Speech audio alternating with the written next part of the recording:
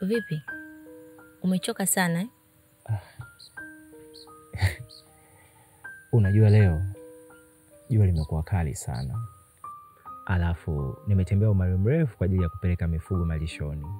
Kwa hiyo nimechoka sana. Pole mpenzi. Nimekuletea maji na miogo hii. Maana asubuhi nimepishana na mama mkwe akiwa anaelekea shambani. Nikaona kurudi itakuwa jioni. Hivyo nimekuletea miogo hii wala upoze njaa.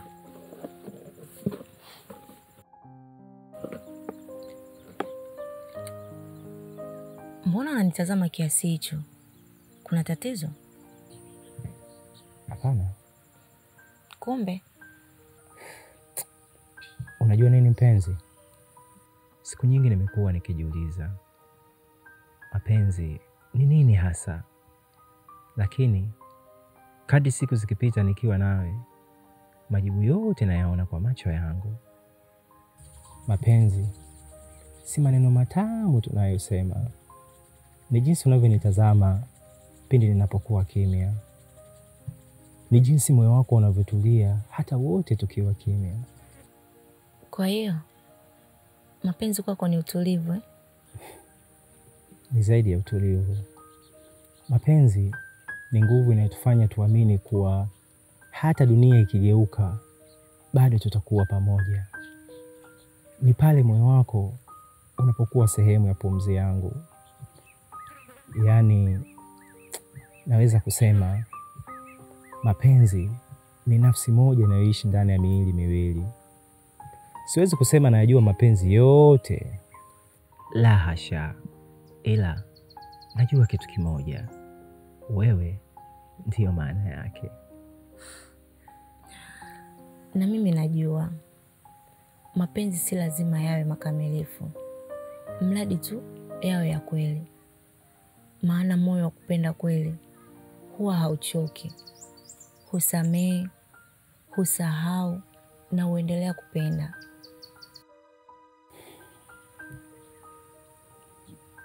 Wasamlie! Ng'ombe wako anakula mazao ya mzee Chacha huku. Samu! Ng'ombe wako ameingia shambani. Mama yangu, mzee Chacha.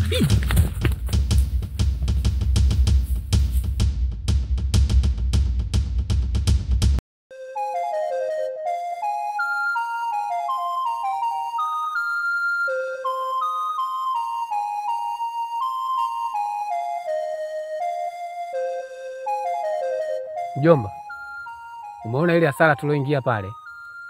Ni zaidi ya 100,000. Unatakiwa kuwa makini unapokuwa malishoni. Alafu, kama kichwa chako bado hakipo sawa, ni bora useme tumtafute mchungaji mwingine. Hapana mjomba. Nitajitahidi ili lisijirudie. Sawa, mimi nimekuelewa. Ila kuwa makini. Sasa mimi naona tuachane hapa. Nenda hapo kuangalia tanuri langu. Tutaonana baadaye. Sawa mjomba.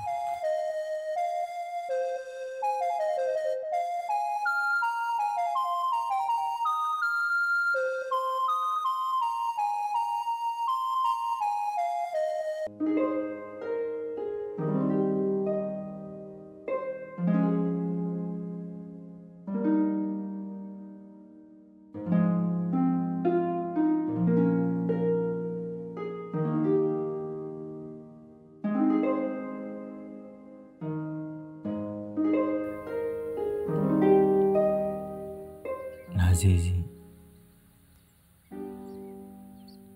moyo wangu unaanza kuacha kudunda,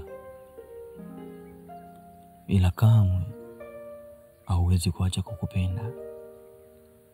Nimekaa nimetafakari sana na kujiuliza ni kipi kipimo cha mapenzi, ila nikagundua kipimo cha mapenzi ni kupenda bila ya kipimo.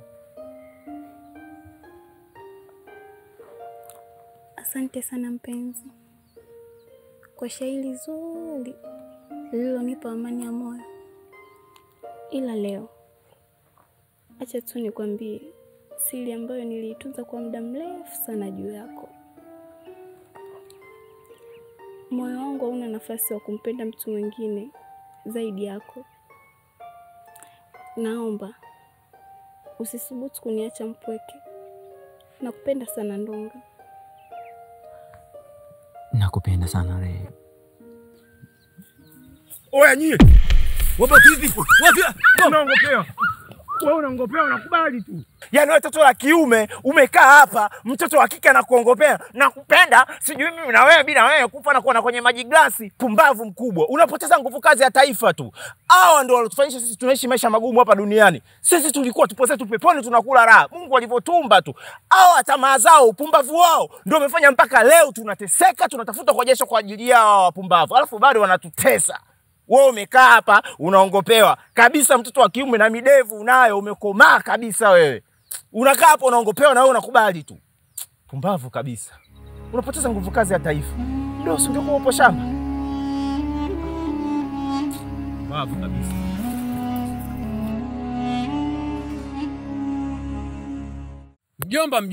Mjomba. Dalili ya mvua ni mawingu. Maana kadri ya siku zinavyozidi kwenda, shida zinazidi kuongezeka kwako.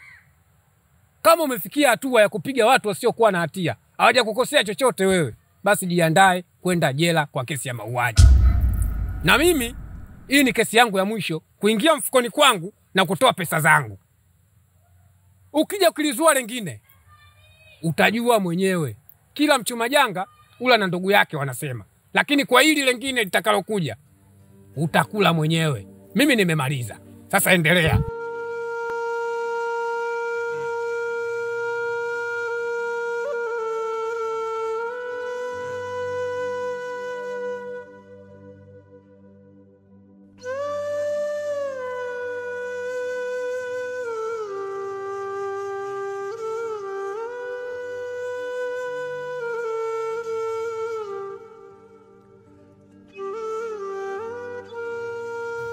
Kwa hiyo kuwa mbali na kijiji hiki unahisi ndio utatuzi?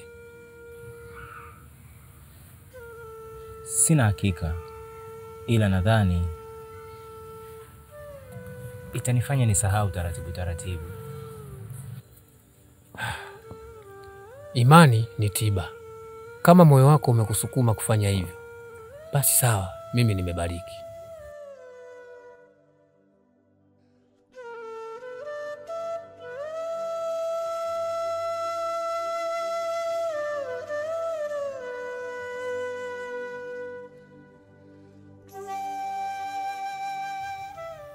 Vipi mwanangu? Fresh mwanangu. Ndonga, nimekuja kukuomba radhi. Kwa lile nililojitenda juzi. Unajua akili yangu haikuwa sawa siku ile. Kwa hiyo nikajikuta miemko yangu inanituma kutenda kile nilichowatendea. Lakini niseme samahani. Mwanangu, mimi sina ugomvi na wewe. Alafu mbona ameshaisha kitambo sana. Kwa hiyo usijali. Nashukuru sana ndugu yangu. Asante kwa msamaha wako. Haya, kwaheri.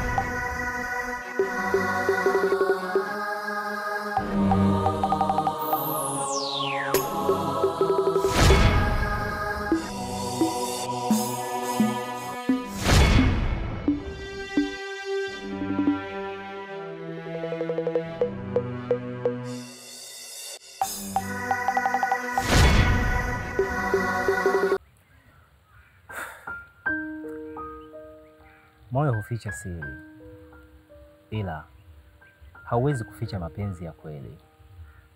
Nimejifunza hilo siku mbili hizi za upweke. Kwa hakika nimemkosea. Unajua, mema aliyonitendea ni zaidi ya mfano wa bahari, na hili alilonikwaza ni mfano wa kijiko kimoja cha sukari. Haliwezi kubadili lolote lile katika ladha ya chumvi ya bahari. Nenda mwambie nampenda, nimemsamehe, na aniwie radhi pia mke wangu mtarajiwa. Nikirudi mwambie ajiandae kupaka piko na kuvaa shela. Nenda kutafuta kwa ajili yake.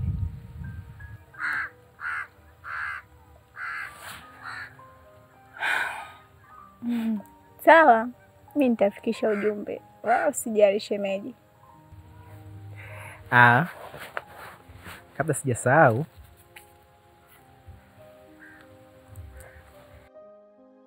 hizo ni namba za simu za mwenyeji wangu wa huko ninapokwenda. Mwambie tuwasiliane kwa kupitia namba hizo. Basi sawa shemeji, hamna shida. Mimi nitafikisha ujumbe na nikutakie tu safari njema huko uendako, usitusahau tu. Tafadhali nakuomba uzifikishe salamu zangu. Haya njiwa.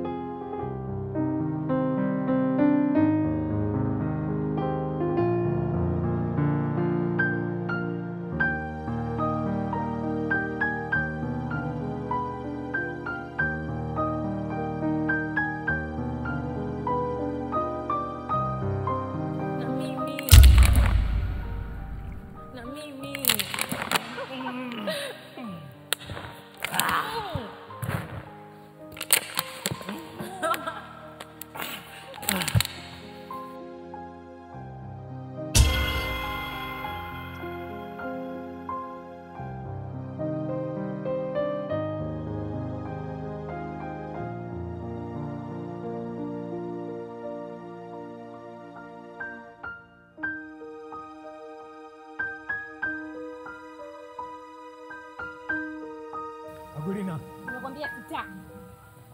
Agulina mpenzi wangu, Agulina. Nimekwambia sitaki. Agulina. Naomba nisikilize basi, wala hata mara moja. Tafadhali naomba usiondoke Agulina wangu. Hizi nyakati ngumu zinapita tu. Ipo faraja ya kudumu mbele yetu. Naomba unielewe basi, Hapana babangu, yashanishinda. Kila siku afadhali ya jana. Acha tu niende kwa wanaume wenzio wanajua kugharamia. Niache tu niende kwa wanaume wenzio wanajua nini maana ya mwanamke. Nahitaji sasa, mpaka sasa hauna hela. Sio hazi yangu. Niache huko. Wewe Agulina wewe.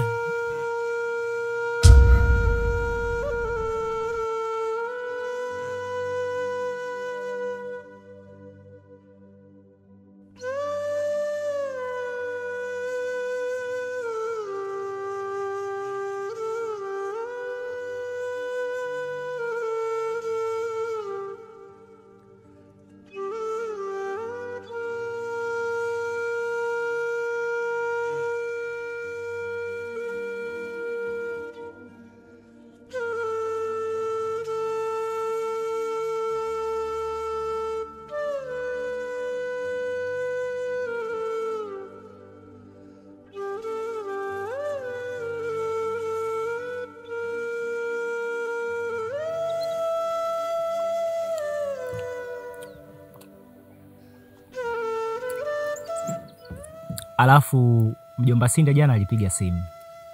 Ameniambia nitafute nauli niende mjini nikatafute maisha.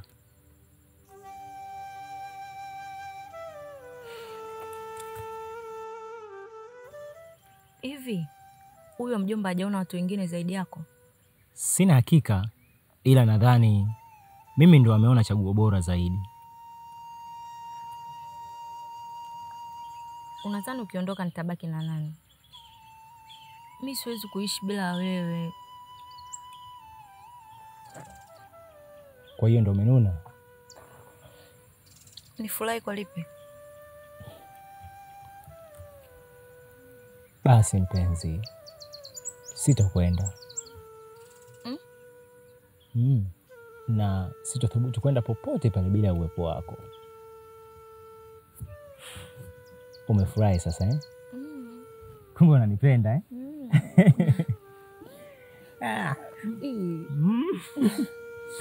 Umejua kupika anga hivi viazi, maana ni vitamu. Na hii njaa. Utakuwa njaa bwana.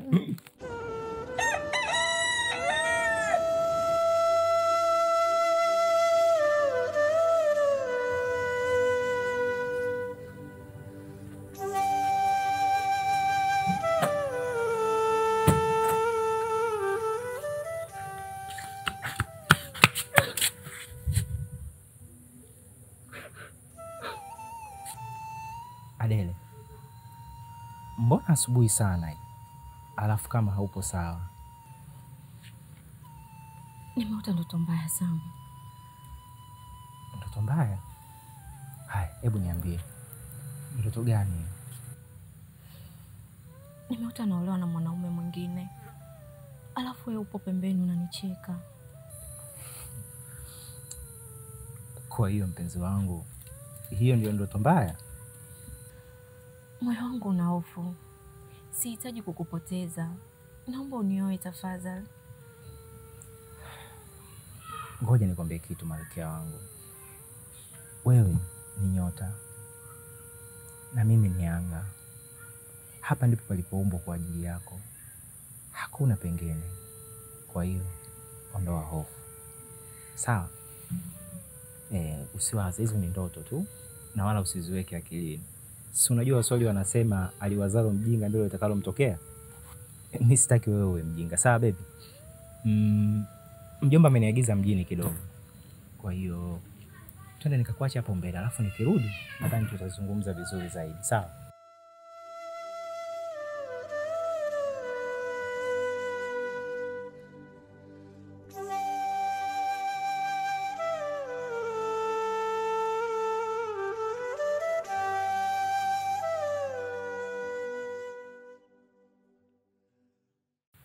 Shamba nimeliona.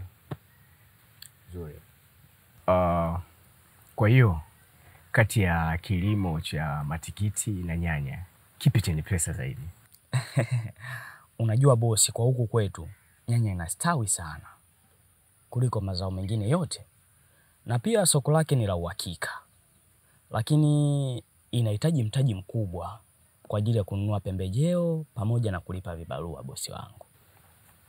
Sikia, pesa sio tatizo kwangu. Wow. Amazing.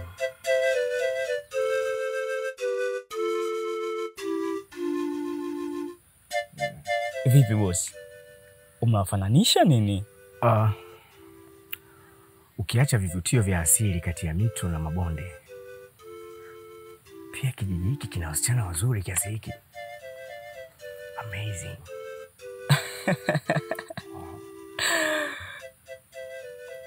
Yule wa kulia anaitwa Nuru na yule mweupe anaitwa Adele. Sikia, mimi namtaka yule mweupe. Yes. Bosi, kile ni kisiki cha mpingo. Yamekatika mapanga na mashoka pale. Ana mpenzi wake, wanapendana hatari. Huyo mpenzi wake ana pesa kunizidi mimi. Maskini mmoja hivi, pangu pakavu tia mchuzi. Ni mchunga ng'ombe fulani hivi, ana lamani yoyote ile. Kuiliki mwanamke bila pesa ni sawa na kuziba shimo la panya kwa kutumia mkate. Nataka nionyeshe Makonde anavyokiroa kisiki cha mpingo na kuchongea vinyago. Oya. Sikia, mimi namtaka yule binti. Yeah. Sawa. Ngoja tuone.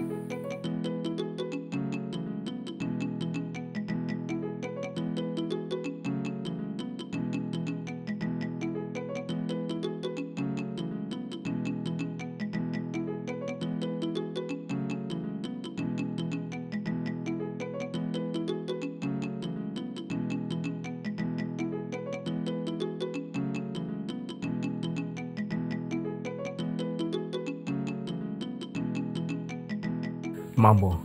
Poa. Jina langu naitwa Chema, ila kutokana na umashuhuri nilionao na kipato kikubwa alichonijalia Mwenyezi Mungu, watu wanapenda kuniita Boss Chema. Ila hilo sio lengo la kukusimamisha hapa. Unajua, sikuwahi kuwaza kabisa katika kijiji hiki kama kuna mwanamke mzuri kama wewe. Yeah. Nachotaka kukwambia, nakupenda sana. Na nataka nikirudi nirudi na wewe kama mke wangu. Asante kwa sifa, ila mimi ni mchumba wa mtu. Unajua ubaya wa moyo, ukishapenda haujui huyu ni mke wa mtu, huyu ni mchumba wa mtu, wala hauoni pete iliyokuwa kidoleni. Unachojua ni kupambana mpaka upate unachokitaka. Nisikilize basi. Wewe mbona sio muelewa? Nimeshakwambia sikutaki.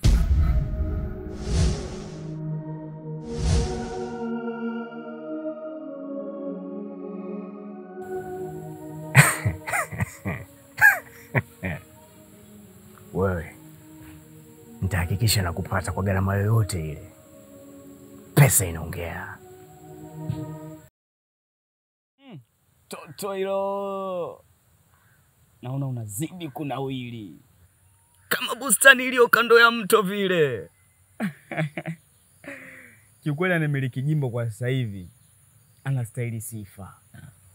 Maana mjitahidi kukarabati miundombinu. Kalio linaonekana, titi limekaa sehemu yake. Shavu sasa. Mashallah. Yaani Kimwaga, uishi vituko wewe. Sasa hapa nilichobadilika nini? Nuru, nyani aoni kundule. Sifa zake tumpe bwana.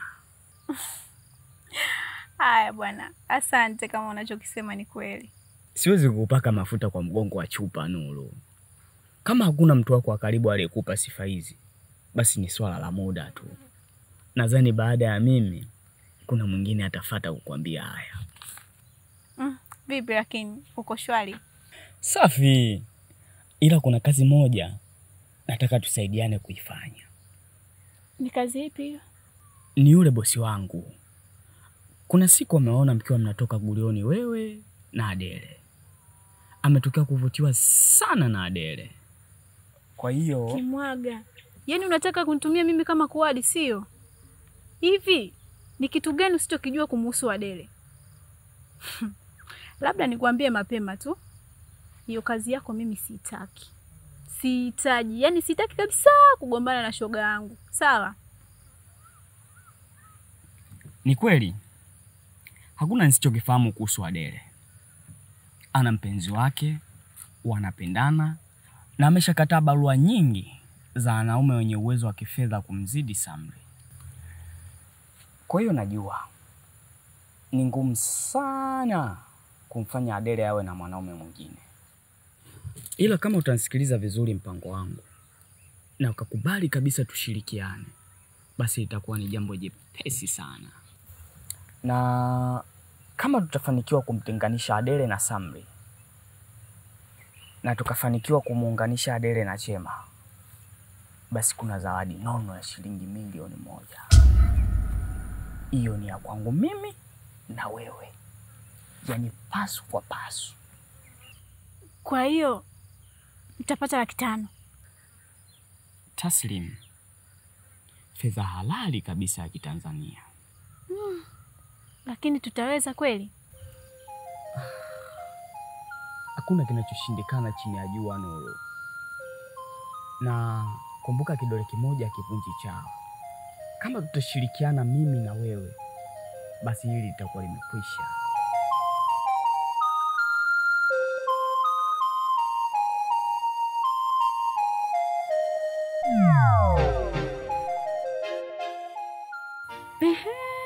Alafu shosti, nyota yako imeng'aa huko.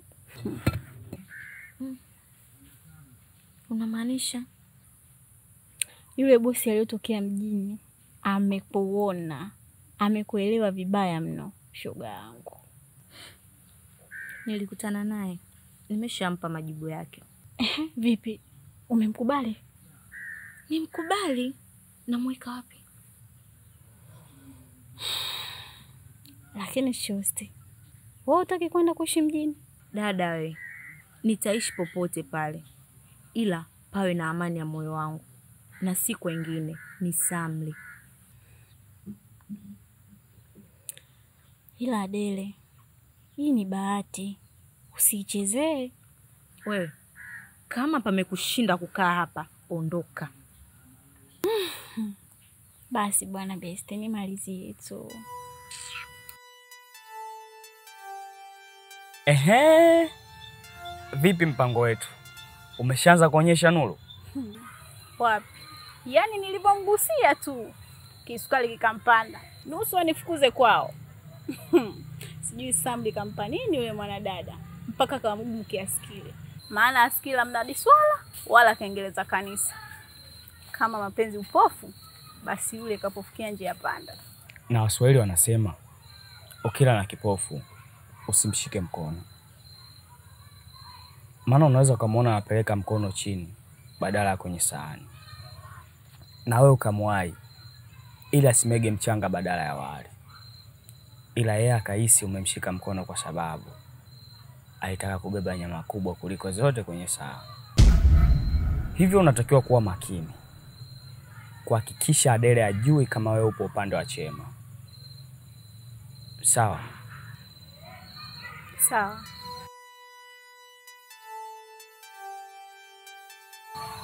Nini hiki? Hiyo ni simu. Bosi amesema apelekewe. Ila unachotakiwa kufanya wewe ni kumtafuta hata mtoto ndo aipeleke. Kwa hapo kazi zako zitakuwa hizo 2. Kazi yako ya kwanza kabisa ni kumtafuta wewe mtoto atakayeipeleka na kuifuatilia mpaka uhakikishe imefika mkononi mwa mhusika. Na kazi yako ya pili itakuwa ni kumdadisi Adele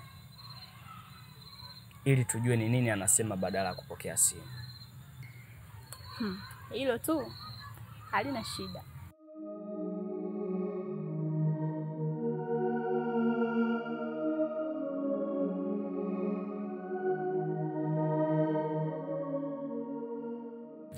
Adele, ndo unarudi saa hizi? Mama, mbali kule. Aha, basi sawa. Hapo ndani kuna kisamvu, utakiandaa basi utakitwanga kwa ajili ya jioni.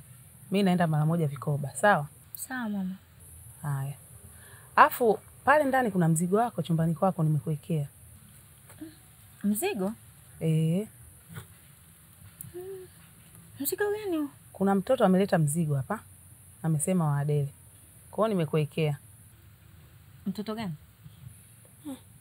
Huyo mtoto simfahamu, ni mgeni machoni pangu. Sawa. Haya, basi baadaye.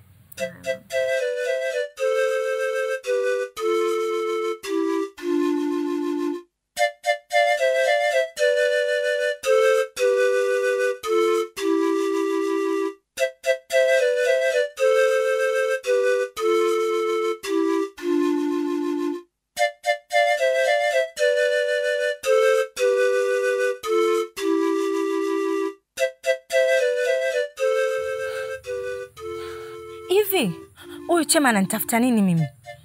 Kafanya nini tena? kamtuma mtoto alete simu nyumbani. Alafu ndani kaweka karatasi aloandika upumbavu wake. Hebu tuone.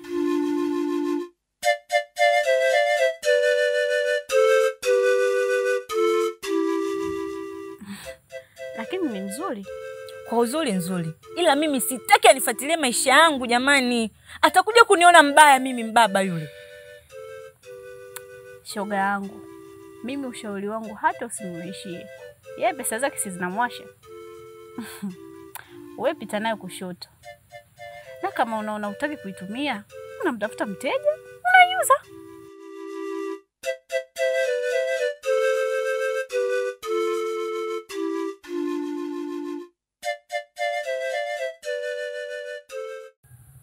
Yaani mpaka sasa hivi tunavyoongea bosi wangu, simu ipo mikononi mwa Adele. Japokuwa alileta kaugumu kidogo. Kaugumu alileta. Lakini yule shoga yake tunayemtumia, kuna madini nikampa, akalegeza na unavyojua tena wanawake wakiwa wenyewe hakuna linoshindikana. Kwa hiyo naamini mambo yameenda kama tulivyopanga bosi wangu. Simu imemfikia mlengwa. Kumpata Adele ni kama kwenda chooni tu. Haiwezi kupita siku nzima bila kwenda chooni. Kwa swala la muda tu. Kwa hicho ulichokisema, tupo sehemu nzuri. Tunaelekea kushinda hii vita. Sawa? Ila muhimu sana ni kusikiliza kile nitakachowaambia. Hilo halina shida. Halina shida kabisa hilo bosi. Wala usiwe na wasiwasi. Na kwa ujasiri huo ulioonyesha,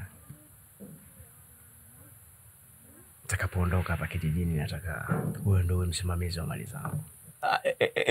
Bosi acha masiala kidogo. Mimi unajua sijapenda, sijaridhika. Unajua unakaaje kwenye kijumba kama kile, kijumba kimeinama.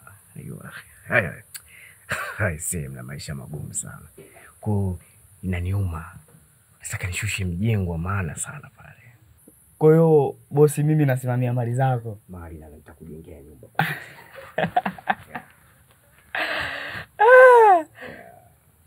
Kweli. Yeah. Tuhakikishe nampata yule binti. Sawa? Yeah. Hilo sijali. Yaani hilo sijali kabisa bosi. Unajua mimi nikikuangalia wewe bosi kwa jicho langu la rohoni kabisa. Nikimwangalia na yule Adele yule, ameendana bosi wangu.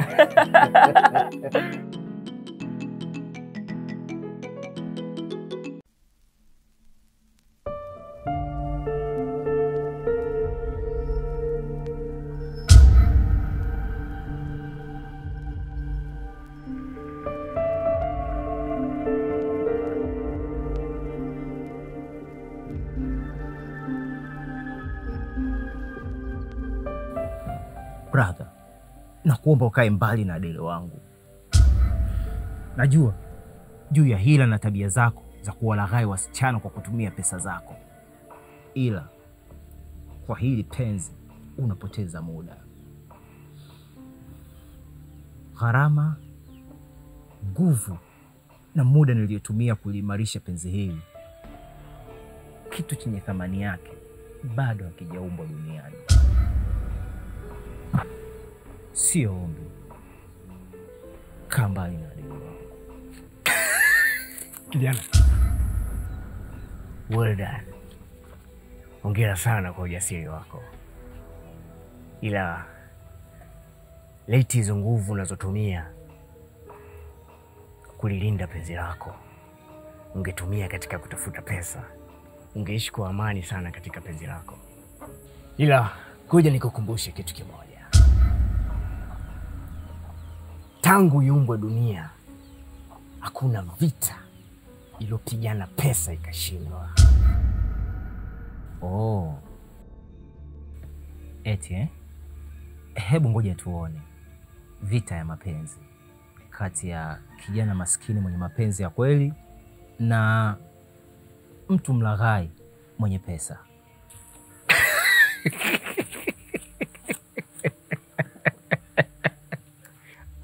Kijana, una six pack na upigi chuma.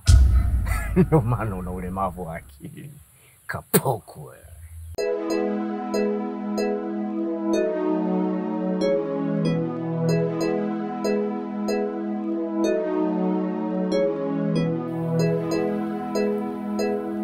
Adele, kulikoni?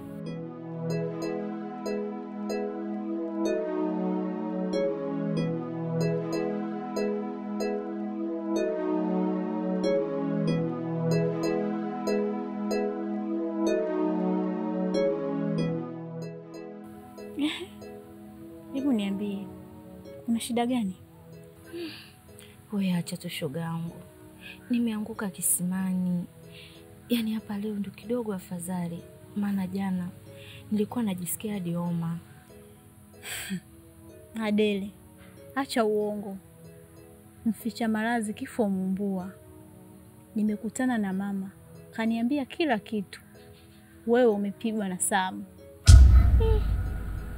Mama amekwambia?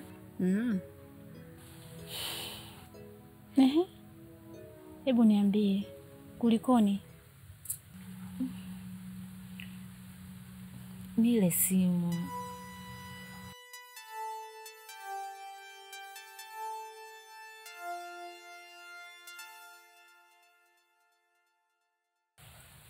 Vipi Kimwaga? Poa. Kimenuka huku Kimwaga. Samu sikampiga Adele. Hivyo bidada leo ana siku ya 4 hajaonana na mwanakaka.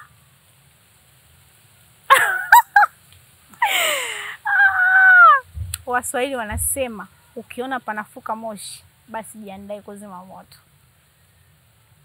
Yaani kama naiona 500 yangu inanukia. Uko nihesabilie, yaani mimi namaliza kazi nihesabilie.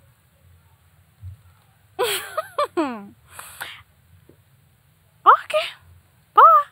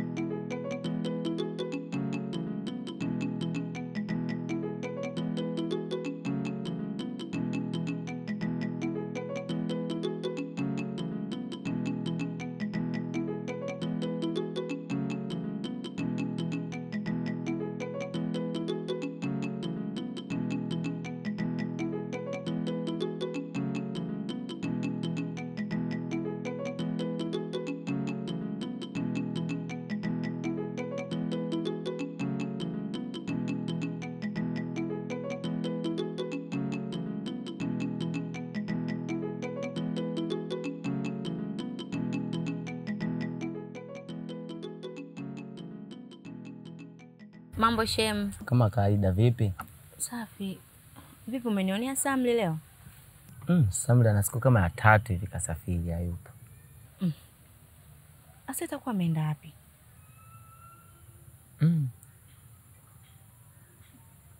Sijajua.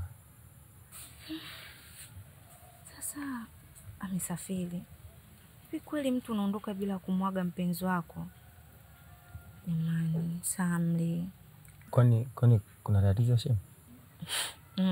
Hapana. Kweli.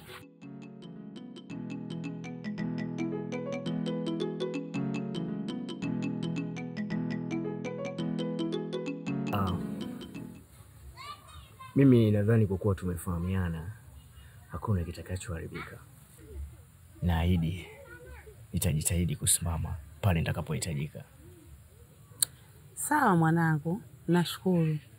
Nimekuelewa vizuri sana. Unajua wewe ni kijana mkarimu, mwema na mwenye huruma pia. Nashukuru sana mwanangu. Chema!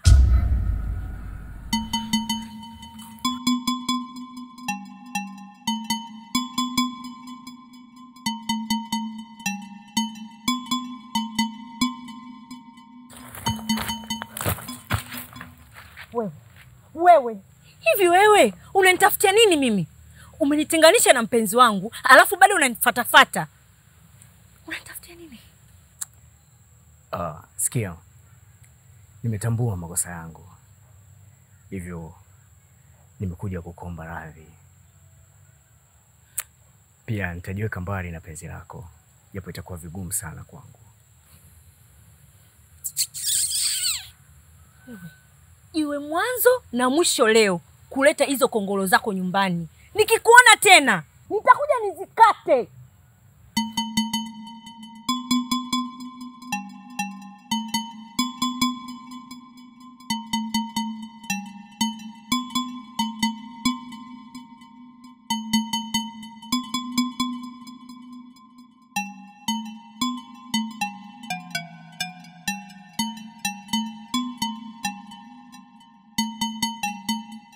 Adele mwanangu, mgeni yuko wapi? Mama, sitaki kumuona tena yule mtu hapa. Punguza hasira mwanangu. Mtu kaja kukuomba radhi. Na tena kanipa pesa zote za matibabu tulizotumia. Na pesa zingine za ziada. Afu unamfukuza? Mama, nimesema sitaki kumuona tena yule mtu hapa. Sitaki jamani.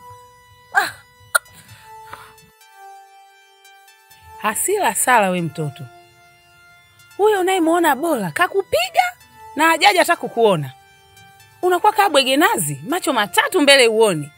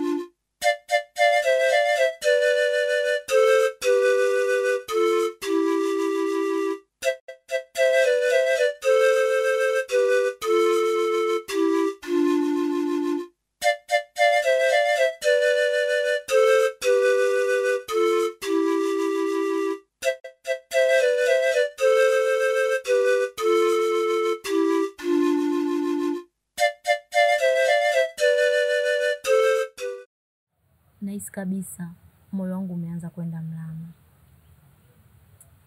Kwa nini Adele? Unajua tangu nianze kuumwa, Samri hajaja kuniona. Licha ya kuwa yeye ndiye aliyenipiga mpaka akanijeruhi. Nimeenda kwake, nimeambiwa amesafiri. Hivi kweli mtu unasafiri bila kumwaga mpenzi wako? Nenda mwambie nampenda. Nimemsamehe. Na aniwie radhi pia. Mke wangu mtarajiwa. Nikirudi mwambie ajiandae kupaka piko na kuvaa shela. Nenda kutafuta kwa ajili yake.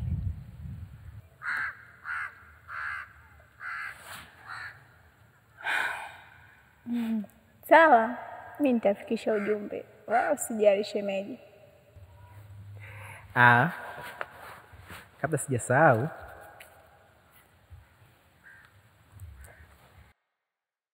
hizo ni namba za simu za mwenyeji wangu wa huko ninapokwenda. Mwambie tuwasiliane kwa kupitia namba hizo. Kumbe amesafiri. Ila pengine ni hasira tu. Ila usimfikirie vibaya. Hasira? Hasira gani hizo zisizoisha? Ina maana mema yote niliyotenda kwake yamefutika kwa hili kosa moja, tena nililolitenda bila kukusudia. Adele, mimi naamini Sam bado anakupenda. Na atarudi tu kwa ajili yako. Sijui. Alafu chingine, unajua toka nimeumia, Chema amekuwa anakuja sana hapa nyumbani. Nimemkataza, nimemwambia maneno mabaya kila namna, lakini wapi. Mpaka najikuta naanza kumzoea taratibu taratibu. Adele wewe. Ubaya zaidi, kila akija hapa nyumbani lazima aniletee zawadi. Na kama sio zawadi, basi atampa pesa mama. Na hata gharama ya dawa nilipoumizwa, yeye ndiye aliyetoa. Mpaka sielewi. Sijui atanifanya nini. Kimwaga. Freshi. Kimwaga. Unajua naanza kuona ushindi upande wetu.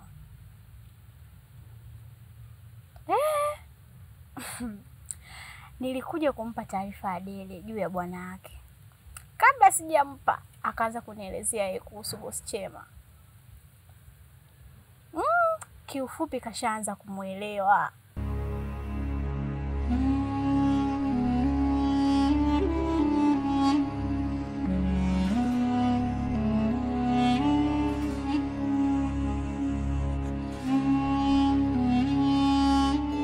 Nimepiga sana simu,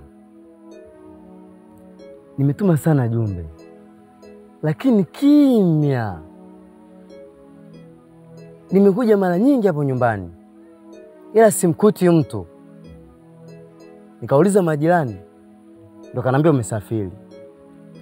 Nikasema ndugu yangu, unaondokaje bila kunipa taarifa? Kwani tuna ugomvi?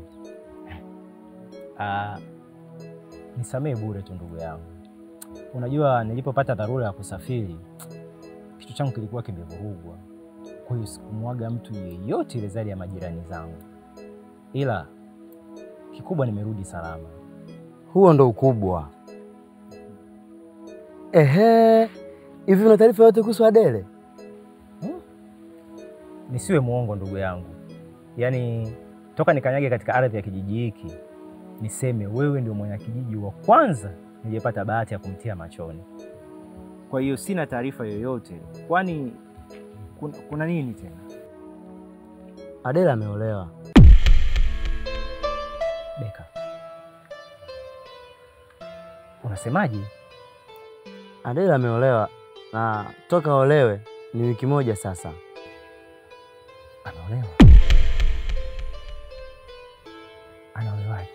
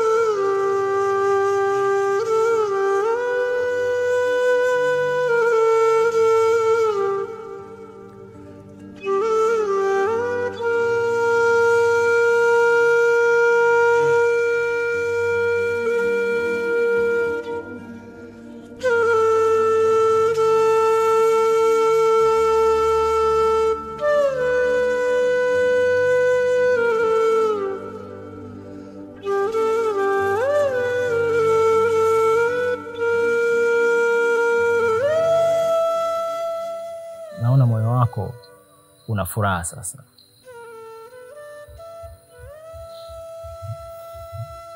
Sitaki kujua ujira uliopata baada ya kukamilisha kazi yako. Ila nataka ujue kitu kimoja. Yaliyemkuta Kibeko na Ungo yatamkuta tu. Mapenzi hayajawahi kumwacha mtu salama.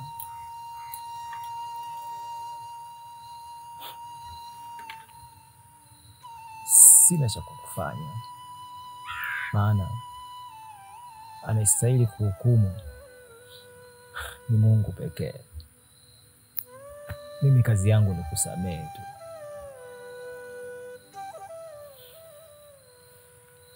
Na nimefanya hivyo. Asante Kimwaga. Asante sana.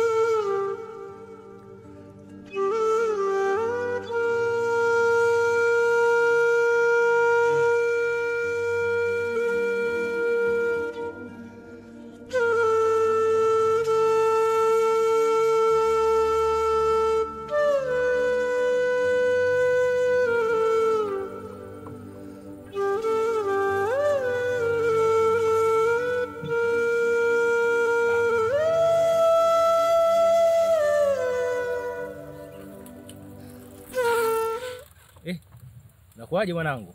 Fresh mwanangu, mambo vipi? Shwari kama kawa. Kama kawaida wakati vipi? Vipi tena? Mwanangu cheni box hapa limenikatikia hapa. Pole sana mwanangu. Hapa hamna fundi hata karibu hapa. Yaani hapa duka la vifaa vya pikipiki. Hii ni mipeko hiyo, mipeko.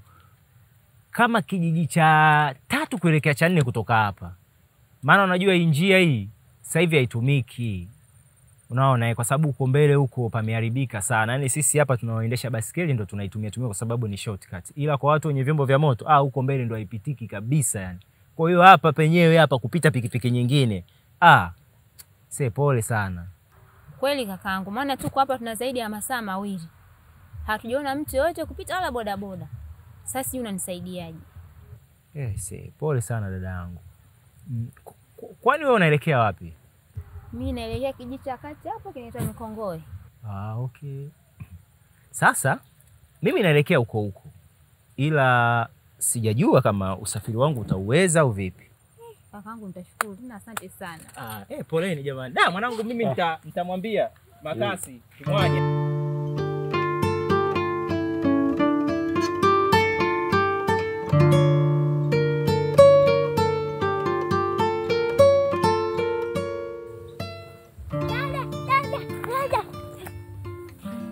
Wewe mtoto wewe. Ulikuwa wapi toka asubuhi? Tunakutafuta. Unaenda kucheza wapi? Naenda kucheza kule na Jasi. Bahati mbaya nikasahau njia kurudia nyumbani. Usirudie tena hii tabia ya kwenda kucheza mbali. Ukirudia tena siku nyingine tutakuchapa, sawa? Habari? Safi. Inabidi muwe makini kwenye kutazama watoto. Maana huku nilipomkuta naelekea palikuwa ni porini zaidi. Tutajitahidi. Ila pia asante. Alafu hana kufananisha. Mimi? Ndiyo. Sidhani. Kuna siku ulinipa lifti kwenye baskeli yako, tulikuwa tumeharibikiwa na bodaboda. Kumbe ni wewe. Nimekukumbuka. Sawa, mimi naishi hapo juu, nimefikia kwa wazazi wangu. Mimi naishi huku bondeni huku Kisiga, wanapolimalima mipunga huku. Asante. Haya. Auntie, usicheze mbali na nyumbani siku nyingine, sawa? Bye.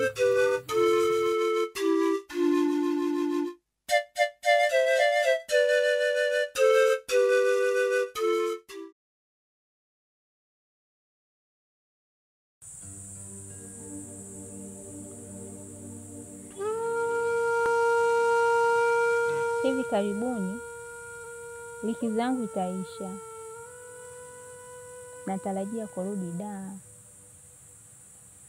Japo nimekufahamu kwa muda mfupi, ila nitamisi vitu vingi sana kutoka kwako.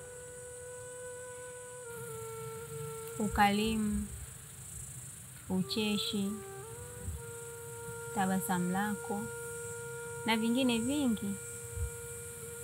Nitakukumbuka sana sana. Hata mimi pia nitakumisi sana Vi. Ila wagonjwa watakuwa wamemisi sana tiba yako. Nenda kawajibike dokta. Unajua milima ndo huwa haina kawaida ya kukutana.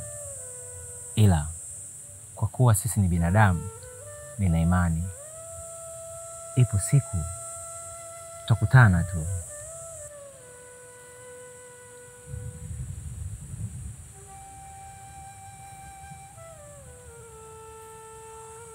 Samahani, naomba nikuombe kitu.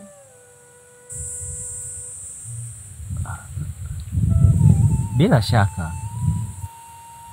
Unaweza ukaambatana na mimi?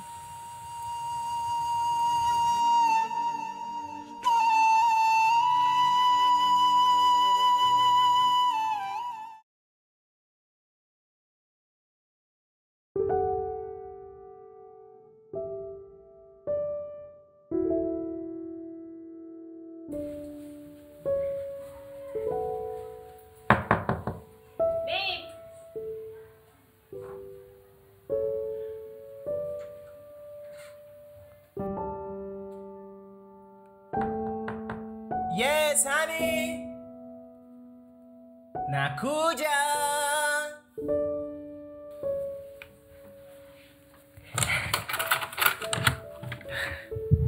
Oh, sweetie. Come on.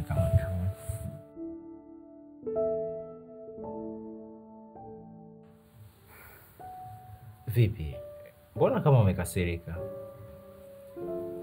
Umeniuzi. Nimegonga, nimesimama mpaka miguu yote inaingia tumboni. Ulikuwa unafanya nini? Kwa hiyo iko ndo kitu kilichokufanya unune? Ndio. Nilikuwa napika. Umepika nini? Otea. Ndizi. Yes. Nimepika kile chakula unachokipenda. Tena na nyama.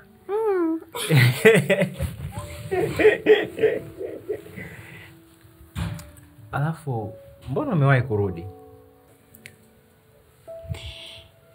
Leo sijaingia kazini kabisa. Kozi nilikuwa benki.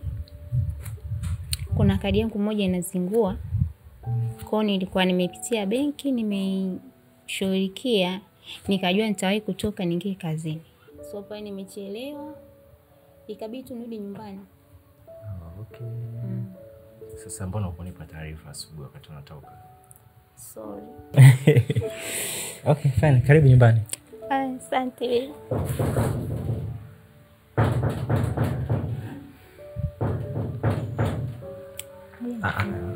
Ebu.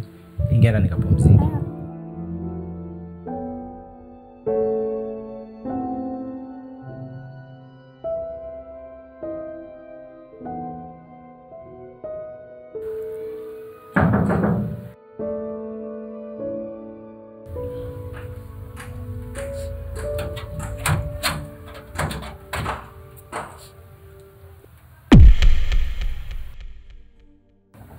Samli, ni wewe au nakufananisha? Ni mimi. Umepajuaje hapa? Na umejuaje kuwa nipo hapa? Wala sikuwa nadhani kabisa kama upo Dar na nitakukuta hapa. Ila ni vile tu sisi sio milima. Tumekutana tena jamani. Hapa ni kwa nani yako? Hapa ndipo ninapoishi kwa sasa.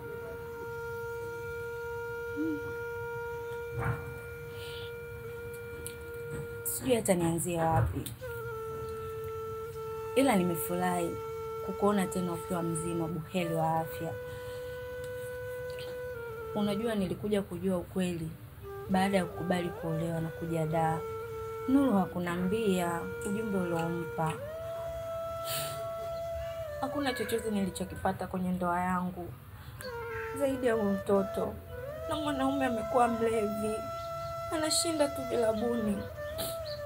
Inanibidi nije sehemu kama hizi kuomba kazi za kufua au usafi ili nipate pesa za kujikimu na mwanangu. Na kukumbuka sana Samli babangu. Hakika umeacha alama kwenye moyo wangu. Na daima haitafutika. Pole Adele kwa maswaibu yako. Ila hiyo ndio asili ya maisha.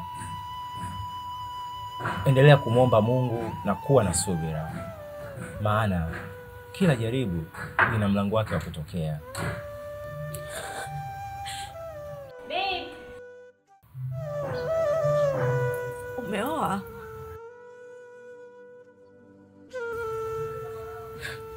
Hongera. Mungu awajalie heri na baraka katika ndoa yenu.